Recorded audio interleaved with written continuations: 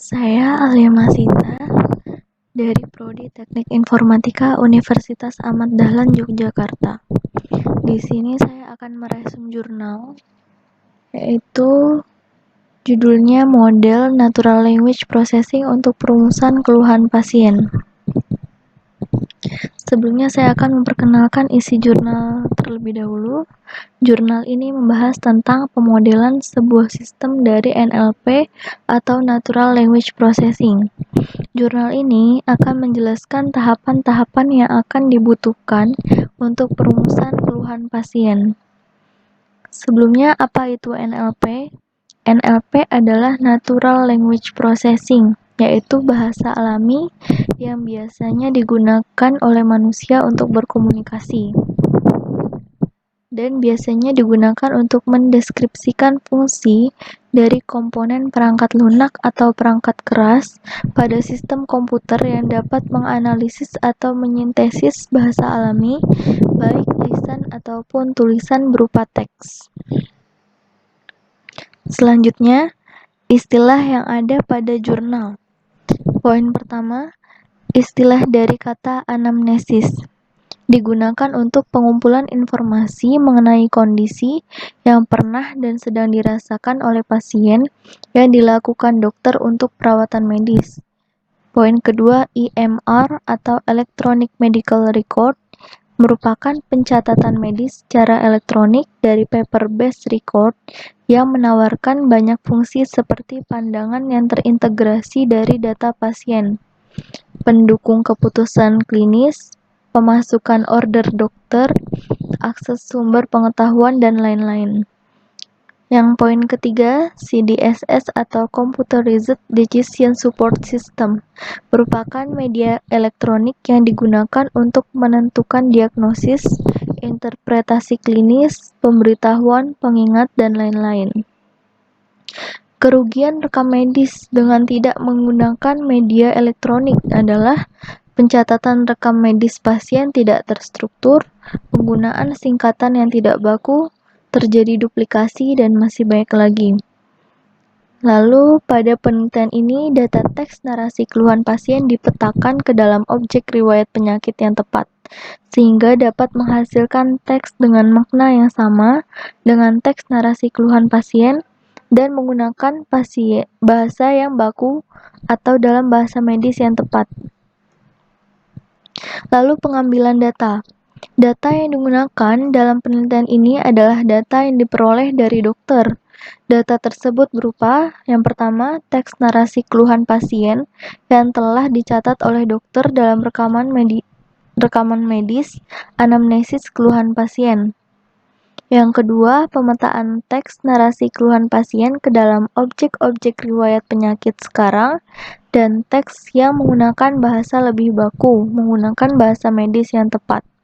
Pada poin pertama, akan digunakan sebagai masukan dari prototipe, dan poin yang kedua digunakan sebagai acuan keluaran yang diharapkan pada sistem ini. Ini adalah contoh gambar pemodelan dari jurnal ini. Yang pertama, teks narasi keluhan pasien, lalu diubah menjadi huruf kecil semua, dipecah menjadi kalimat-kalimat dan frasa-frasa atau klausa terpisah, lalu dilakukan tokenization, digabung lagi menjadi frasa atau klausa atau kalimat, lalu parsing, lalu analisis semantik. Nah, di parsing dan analisis semantik ada aturan produksi dan knowledge base. Lalu setelah itu terakhir pemetaan teks narasi keluhan pasien ke dalam objek riwayat penyakit sekarang, serta teks yang dimiliki makna yang sama dengan teks masukan keluhan pasien, dengan bahasa yang lebih baku atau dalam bahasa medis yang tepat. Di sini saya akan menjelaskan dari pemodelan gambar. Yang pertama, teks narasi keluhan pasien. Teks narasi keluhan pasien dapat berupa satu kalimat atau lebih. Kalimat tersebut dapat terdiri dari satu frasa atau klausa atau lebih. Jika satu kalimat terdapat lebih dari satu frasa atau klausa, maka dipisahkan dengan koma. Lalu selanjutnya, pengubahan menjadi huruf kecil semua. Masukan berupa teks narasi keluhan pasien diubah menjadi huruf kecil semua untuk mempermudah dalam proses-proses selanjutnya. Lalu yang ketiga, pemecahan menjadi kalimat-kalimat dan frasa-frasa atau klosa-klosa terpisah. Pemecahan kalimat dilakukan berdasarkan karakter titik ataupun new line, sedangkan pemecahan frasa atau klosa dilakukan berdasarkan karakter koma. Yang keempat, tokenization. Kalimat-kalimat dan frasa-frasa atau klosa-klosa yang telah diperoleh dari tahapan sebelumnya dilakukan pemecahan menjadi token-token, tokenization, dengan menggunakan karakter spasi atau tanda baca sebagai pemisah. Dalam tahap ini dilakukan exception apabila terdapat karakter titik, koma, atau garis miring yang diapit oleh karakter angka. Dalam hal ini tidak dilakukan pemecahan token. Dari token-token yang diperoleh dilakukan identifikasi singkat, mengingat pencatatan anamnesis keluhan pasien tidak terlepas dari penggunaan singkatan yang tidak baku. Sebagai contohnya, kata selalu untuk SLL. Pendekatan yang digunakan untuk identifikasi singkatan tersebut adalah menggunakan leksikon atau kamus.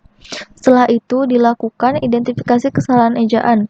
Setiap token akan dicari pada leksikon. Jika tidak ditemukan akan dianggap sebagai kata yang salah eja, sehingga akan dilakukan spelling correction.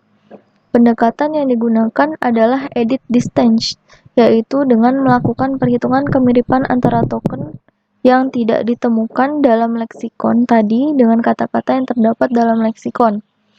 Lalu penggabungan kembali menjadi frase dan atau kalimat. Token yang sudah dilakukan identifikasi singkat dan bebas dari kesalahan ejaan akan digabung kembali menjadi frasa, klausa, dan atau kalimat terpisah. Lalu selanjutnya parsing. Berdasarkan data yang diperoleh dari dokter, dibuat aturan produksi untuk memetakan kalimat masukan keluhan pasien ke dalam objek-objek riwayat penyakit sekarang, yang nantinya dapat membentuk bahasa baku atau bahasa medis yang tepat dari serangkaian pemetaan objek yang terbentuk. Aturan produksi dalam penelitian ini adalah S dipetakan menjadi kalimat, kalimat dipetakan frasa atau klausa, kalimat dipetakan keluhan utama atau kolom lain, keluhan utama dipetakan keluhan utama plus kolom lain dipetakan kolom lain plus kolom lain, frasa atau klausa dipetakan kolom lain dipetakan onset atau keluhan lain atau keterangan atau frekuensi serangan atau sifat serangan atau durasi atau sifat sakit atau lokasi atau perjalanan penyakit atau riwayat pengobatan sebelumnya atau akibat gangguan yang timbul. Dan yang terakhir, analisis semantik. Berdasarkan pemetaan yang diperoleh dari parsing, dilakukan pencarian makna dari kombinasi pemetaan objek dari masing-masing kalimat teks masukan pada knowledge base. Pendekatan yang digunakan pada tahap ini adalah dengan menggunakan leksikon. Sekarang algoritma pencarian kandidat kecocokan. Dalam penelitian ini digunakan threshold sebagai nilai minimal kecocokan, nilai kecocokan leksikon yang melebihi threshold dan tertinggi maksimum terpilih sebagai kandidat leksikon terpilih. Algoritma pencocokan dalam penelitian ini sebagai berikut. Poin A, frasa atau klosa ke 0 dalam kalimat dilakukan perhitungan kecocokan ke dalam leksikon keluhan utama. Poin B, apabila tidak terdapat nilai yang memenuhi threshold, maka dilakukan perhitungan kecocokan pada leksikon kolom lain atau selain keluhan utama. Poin C, apabila dari frasa atau klausa ke 0, kalimat yang dihitung kecocokannya tadi terdapat token sisa atau token lebihan yang tidak cocok dengan kandidat leksikon terpilih, maka token sisa tersebut dilakukan perhitungan kecocokan dengan kolom lain selain keluhan utama dari kandidat leksikon terpilih.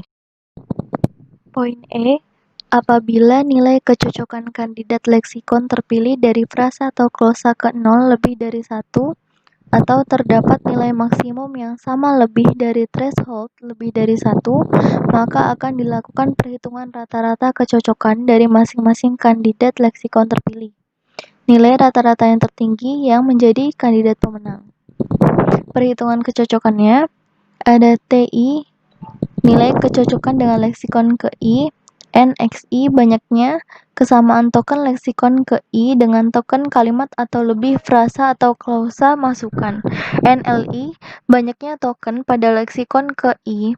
NT banyaknya token pada kalimat atau frasa atau klausa masukan. Implementasi pengujian. Ini adalah contoh dari pemodelan ini. Usulan kandidat pembenaran kata dari masukan yang terdapat kesalahan eja. Lalu keluaran berupa bahasa medis atau bahasa yang lebih baku dari teks masukan dan pemetaannya ke dalam objek-objek riwayat penyakit sekarang. Terima kasih. Assalamualaikum warahmatullahi wabarakatuh.